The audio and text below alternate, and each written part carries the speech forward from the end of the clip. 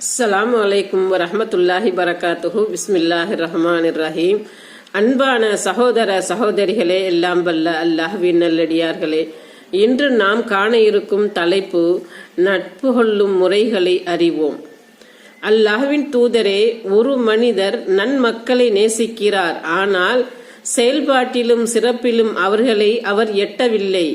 இவரை குறித்து தாங்கள் என்ன கருதுகிறீர்கள் என்று நபி அவர்களிடம் வினவப்பட்டது. நபி ஸல்லல்லாஹு அலைஹி வஸல்லம் அவர்கள், மனிதன் யார் மீது அன்பு வைத்துள்ளானோ அவர்களுடன் தான் இருப்பான் என்று கூறினார்கள்.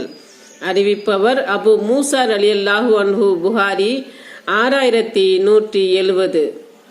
அல்லாஹ்விற்காக நட்பு வைத்தல். நபி ஸல்லல்லாஹு அலைஹி வஸல்லம் அவர்கள் கூறினார்கள், வேறொரு ஊரில் இருக்கும் தன் சகோதரனை சந்திப்பதற்காக ஒருவர் சென்றார். அவர் செல்லும் வழியில் ஒரு வானவரை அல்லாஹ் அவரிடத்தில் அனுப்பினான். அந்த வானவர் அவரிடத்தில் வந்தபோது, நீங்கள் எங்கே செல்ல நினைக்கிறீர்கள் என்று கேட்டார்.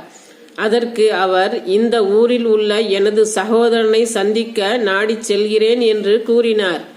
உங்களுக்கு சொந்தமான எதையாவது அவர் உங்களுக்கு தர வேண்டியுள்ளதா என்று அவர் கேட்டார். அதற்கு அவர், இல்லை, கண்ணியமானவனும் சங்கையானவனுமான அல்லாஹுக்காக அவரை நான் நேசிக்கிறேன் என்று கூறினார். அந்த வானவர், நீங்கள் யாருக்காக அவரை நேசித்தீர்களோ அவன் உங்களை நேசிக்கிறான் என்பதை உங்களிடம் கூற வந்த அல்லாஹ்வின் தூதராவேன் நான் என்று கூறினார். அறிவிப்பவர் அபூ ஹுரைரா ரலியல்லாஹு அன்ஹு, நூல் முஸ்லிம் 5016.